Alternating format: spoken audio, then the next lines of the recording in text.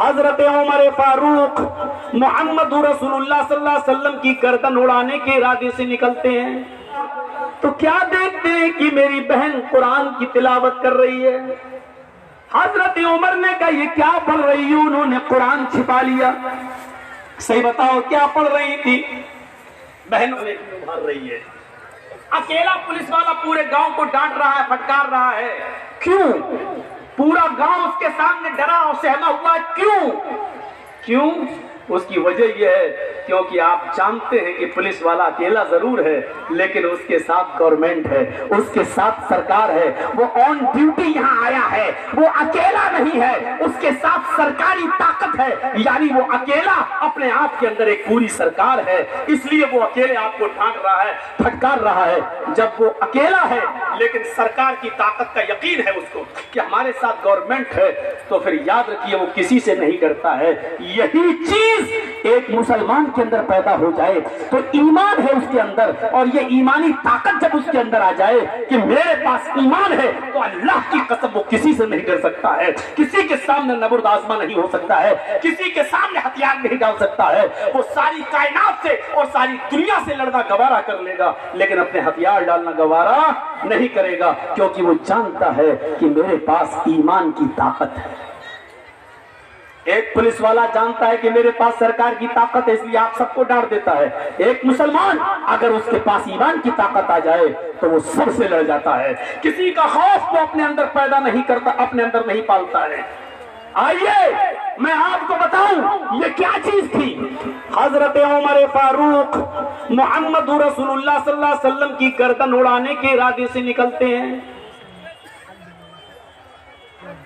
نبی اکرم کی گردن اڑانے کے لیے نکلتے ہیں، تلوار ننگی باہر نکالے ہوئے ہیں، ایک مسلمان صحابی ان کو راستے میں مل جاتے ہیں، ان سے پوچھتے ہیں ارے بھائی عمر تلوار باہر نکالے ہوئے ہو کہاں جا رہے ہو؟ آج تو چہرے پر بہت غصہ نظر آ رہا ہے۔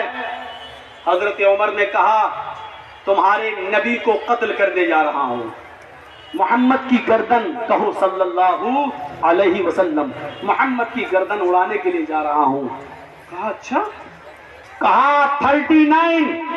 39 آدمی مسلمان ہو چکے ہیں، اب میں 40واں شخص مسلمان نہیں ہونے دوں گا، بہت ہو گیا، پانی حد سے زیادہ چڑھ گیا، اب محمد کو ہی قتل کر دوں گا، نہ رہے گا بانس نہ بجے گی بانسری۔ اس آدمی نے کہا محمد رسول اللہ کو بعد میں قتل کرنا، یہ صحابی تھے، کہا کہ نبی کو بعد میں قتل کرنا ہی ہے تو پہلے اپنی بہن اور اپنے بہنوئی کو قتل کرو، جا کر دیکھو تمہاری بہن بھی مسلمان ہو چکی ہے اور تمہارا بہنوئی بھی اسلام لا چکا ہے، ایمان قبول کر لیا۔ حضرت عمر نے کہا کیا کہہ رہے ہو؟ میری بہن اور میرے بہنوئی نے ہو ہی نہیں سکتا۔ عمر کا ڈر ان لوگوں کو کبھی مسلمان ہونے نہیں دے گا، جاؤ پہلے پتہ لگاؤ۔ حضرت عمر نے اپنا رخ محمد رسول اللہ کی طرف سے موڑ کر ان کی طرف کر لیا، دروازہ کھٹکھٹایا تو کیا دیکھتے ہیں کہ گھر میں قرآن کی تلاوت ہو رہی ہے، دروازہ بہنوئی نے کھولا تو کیا دیکھتے ہیں کہ میری بہن قرآن کی تلاوت کر رہی ہے۔ حضرت عمر نے کہا یہ کیا پڑھ رہی ہوں؟ انہوں نے قرآن چھپا لیا۔ صحیح بتاؤ کیا پڑھ رہی تھی؟ بہنوئی آ گئے، کہا ایسا ہے عمر ہم لوگوں نے اسلام قبول کر لیا ہے، ایمان لے آئے ہیں، اتنا سننا تھا کہ ڈنڈے لاٹھی اٹھائی اور اپنے بہنوئی کو پیٹنا شروع کر دیا۔ عمر فاروق کی بہن نے اپنے پتی کو اپنے ہسبینڈ کو پیٹتے ہوئے دیکھا تو وہ بچانے آئی تو ان کو بھی پیٹنا شروع کر دیا، لہو لہان کر دیا۔ غور کرو وہ عمر جس سے پورا مکہ کانپتا تھا، مدینہ کانپتا تھا، جس سے قیصر و کسریٰ کی حکومتیں لرزہ برندام تھی، یہ عمر جب اپنے بہن اور بہنوئی کو پیٹتے پیٹتے تھک گیا اور بہن کے جسم سے خون بہنے لگا تو بہن کھڑی ہو کر للکارتی ہے اے عمر۔ حضرت عمر نے کہا آج میرا نام لے رہی ہے تو؟ نام لے رہی ہے میرا؟ ہاں، اب تو بھائی کہلانے کے لائق نہیں رہا، اب میں نے تیرا کیا لوں تیرا نام؟ کہا بہن آج تک تو نے مجھے بھائی کے نام سے پکارا بھائی، اور آج عمر کہہ رہی ہے اتنی جرأت۔ بہن کہتی ہے عمر سن، میں اسلام لے آئی، ایمان لے آئی، میرے ساتھ میرے شوہر بھی اسلام لے آئے، ایمان لے آئے، اب میری آخری بات سن لے، کتنا بھی پیٹ لے، کتنا بھی مار لے، میری گردن کاٹ دے اور میرے جسم کے ٹکڑے ٹکڑے کر دے۔ سیرت عمر کی میں لکھا ہے کہ عمر کی بہن نے جملہ اور کہا فاطمہ نے، اے عمر میرے جسم کے ٹکڑے ٹکڑے کرنے کے بعد میرے ان ٹکڑوں کو کتوں کے سامنے ڈال دے اور میرے گوشت کو، میرے جسم کے ٹکڑوں کو کتوں کو کھلوا دے، یہ سب کروانا مجھے منظور ہے، لیکن ایمان سے پھٹ جاؤں یہ مجھے منظور نہیں ہے، میں ایمان لا چکی ہوں، اب اس کو میں نہیں چھوڑ سکتی۔ عمر کے سامنے تلوار اور ڈنڈوں کے سامنے وہ کھڑی ہو گئی اور بہنوئی بھی کھڑے ہو گئے۔ میں پوچھنا چاہتا ہوں وہ عمر جس سے زمانہ کانپتا تھا لیکن اس کی بہن عمر کا مقابلہ کر رہی ہے، بہن میں وہ کون سی طاقت تھی اور یہ طاقت کس چیز کی تھی جس نے عمر کے سامنے اس کی بہن کو لا کر کھڑا کر دیا ہے؟ یہ کیا طاقت تھی؟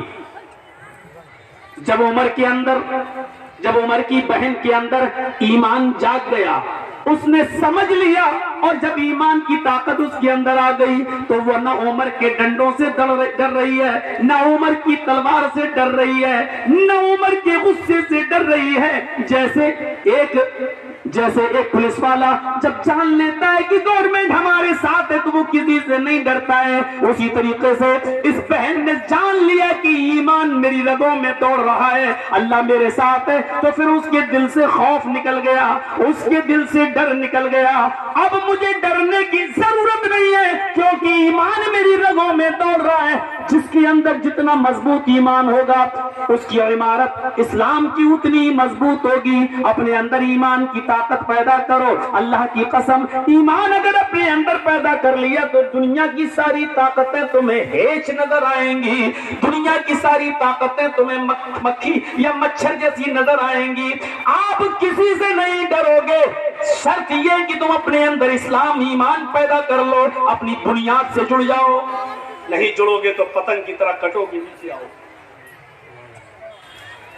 حضرت بلال کی طرف نظر ڈالو، حضرت بلال کی طرف نظر ڈالو میرے پیارے ساتھیوں، وہی حضرت بلال ہیں جو نہایت ہی کالے کلوٹے ہیں، جن کی شکل اتنی کالی کہ حدیث کی کتابوں میں آتا ہے کالحمہ۔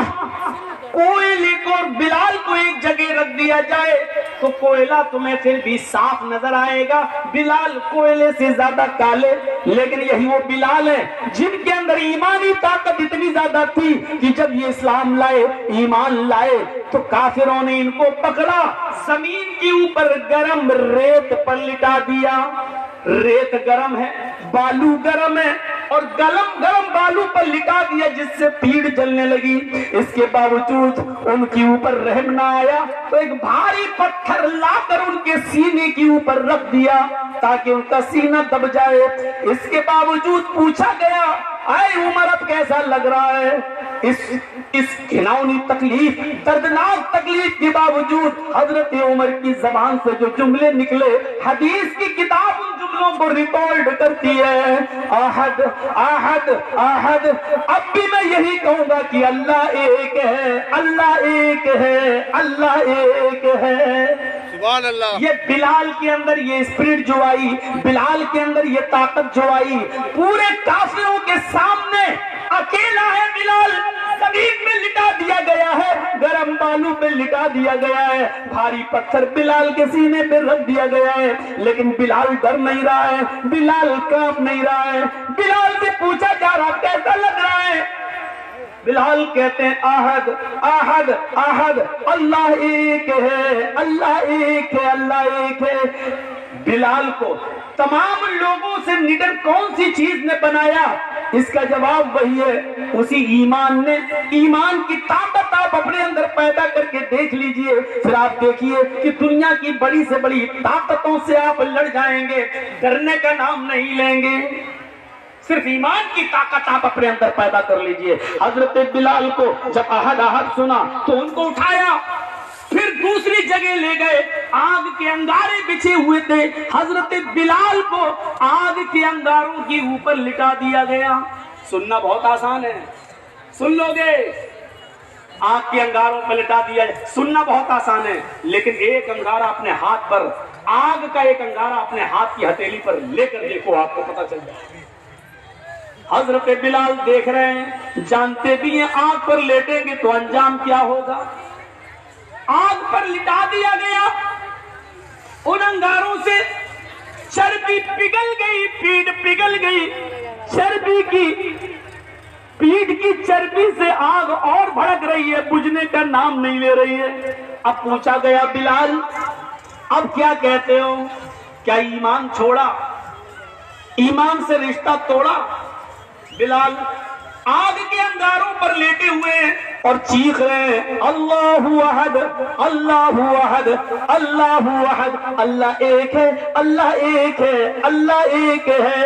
حضرت بلال کو کافروں نے آگ کے انگاروں پر لٹا دیا، اور پھر بھی حضرت بلال یہ نہیں کہہ رہے مجھے چھوڑ دو، مجھے جانے دو، مجھے معاف کر دو، نہیں نہیں، وہ آج ان کافروں کے سامنے کھڑے ہیں اور یہی کہہ رہے ہیں کہ اللہ ایک ہے، اللہ ایک ہے۔ ایسی منزلیں نہیں ملتی ہیں کہ اللہ کے نبی نے کبھی بلال سے کہا تھا، اے بلال، اے بلال، مجھے اللہ نے جنت بھی دکھائی، مجھے اللہ نے جہنم بھی دکھائی، جب میں جنت دیکھ رہا تھا تو مجھے اپنے آگے آگے جوتوں کی آواز سنائی دی، میں نے پوچھا جبریل یہ جوتوں کی آواز کس کی ہے، مجھے تو کوئی دکھائی نہیں دے رہا ہے۔ بلال، جبریل نے بتایا کہ یہ بلال ہے جو دنیا میں ہے، لیکن ان کی جوتوں کی آواز تم جنت میں سن رہے ہو۔ یعنی بلال نے اتنی تکلیفیں اٹھائی ہیں دین کے لیے، ایمان کے لیے، کہ اللہ نے ان کو جنت دے دی۔ اے محمد صلی اللہ علیہ وسلم، دنیا میں جانا اور بلال سے کہہ دینا کہ اللہ نے تمہیں جنت دے دی، تمہارے جوتوں کی آواز میں سن کے آیا ہوں، یہ ایمان کا رزلٹ ہے، یہ ایمان کا نتیجہ ہے۔ ہم اپنے اندر پہلے ایمان پیدا کر لیں اور پھر دیکھیں۔ میرے بھائیوں، میں نے شروعات کہاں سے کی ہے؟ آم کے پھل سے کی ہے۔ اگر گرتا ہے، ٹوٹتا ہے تو آسمان پر نہیں جاتا، زمین پر۔ کیوں؟ جو چیز اپنی بنیاد سے رشتہ توڑ لیتی ہے اس کا مقدر ترقی نہیں ہوتی ہے، پستی ہوتی ہے۔ جو پتنگ اپنی ڈور سے کرتی ہے تو اوپر نہیں جاتی، نیچے آتی ہے، کیونکہ اس نے اپنی بنیاد سے رشتہ توڑ لیا ہے۔ آپ کی اور ہماری بنیاد ہے ایمان، اگر اس سے ہم نے اپنا رشتہ توڑ لیا کبھی ہم ترقی نہیں کر سکتے ہیں، ہم تنزلی کا شکار ہوں گے، ہم نیچے جائیں گے۔ خالد ابن ولید نے ایک جنگ کے اندر 9 تلواریں توڑ ڈالی، ہاری ہوئی جنگ کو جیت میں بدل دیا۔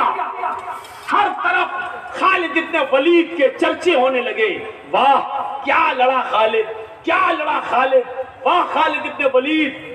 حضرت عمر فاروق کو جب پتا چلا کہ لوگوں نے حضرت خالد ابن ولید کی تعریفیں کرنا شروع کر دی تو حضرت خالد ابن ولید کو سپہ سالاری کے عہدے سے ہٹا دیا، کمانڈر ان چیف کے عہدے سے ہٹا دیا۔ اچھا ایک بات بتائیے، ہم اچھا کام کریں گے تو ہمارا پروموشن ہونا چاہیے یا ڈیموشن ہونا چاہیے؟ پروموشن ہونا چاہیے۔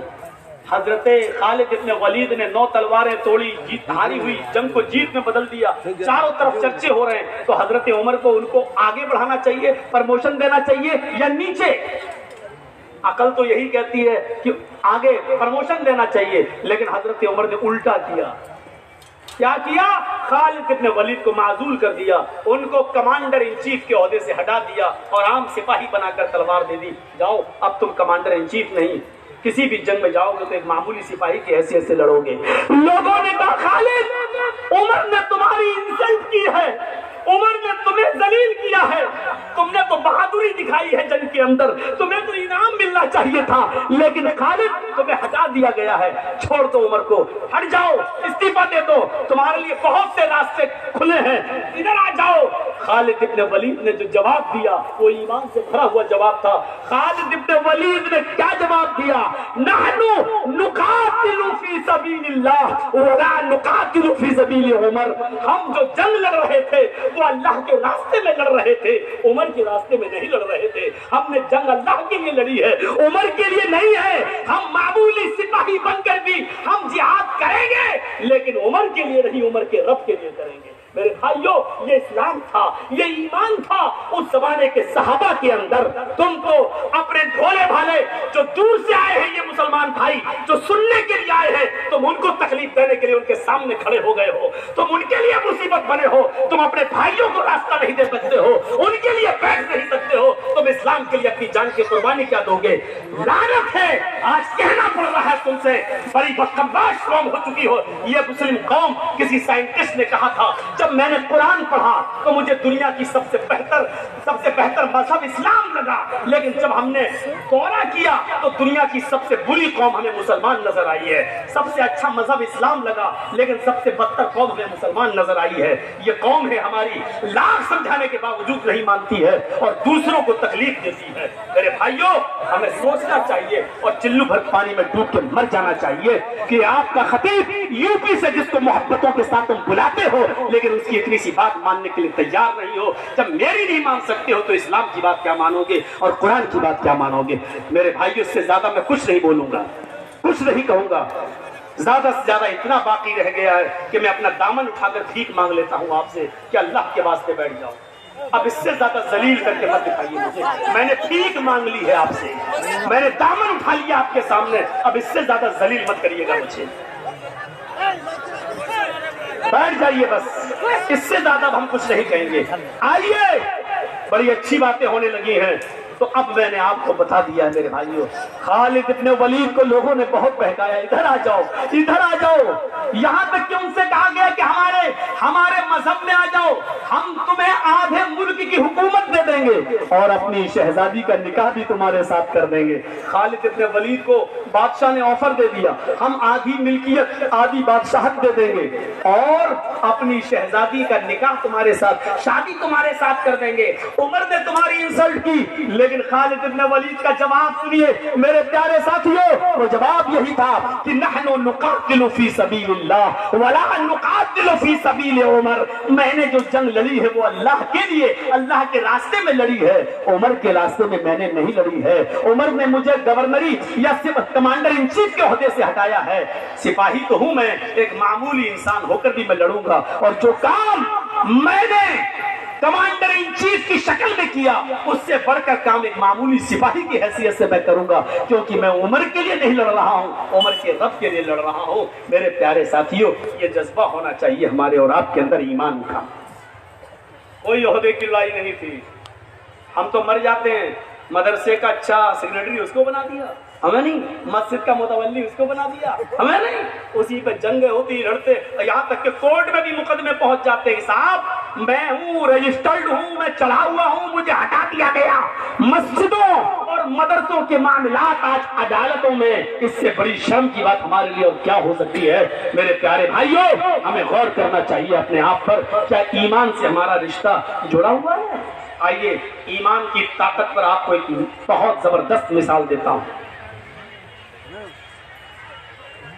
دنیا کی تاریخ میں ایک شخص ایسا بھی گزرا ہے جس نے بیک وقت پوری دنیا پر حکومت کی ہے. 4 لوگوں نے کی ہے, ان میں ایک فرعون کا نام بھی آتا ہے. بہت زبردست ظالم گزرا ہے, اور فرعون کے مقابلے میں اللہ تعالیٰ نے کس کو پیدا کیا تھا؟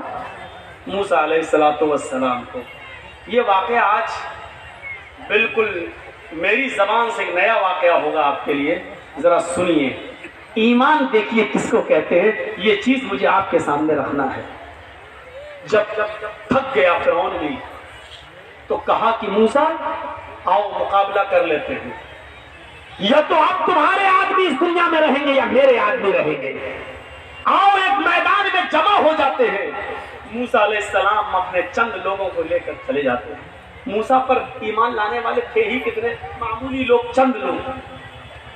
فرعون کی پوری فوج آ گئی۔ فرعون نے اپنے جادوگروں کو بلا لیا، ادھر آؤ آؤ آپ کو ایک منظر دکھاتے ہیں۔ یہاں اسپیڈ میری تھوڑی سی سلو ہو جائے گی کیونکہ مجھے سمجھانا ہے۔ فرعون نے اپنے ساتھیوں کو بلا لیا، ادھر آؤ۔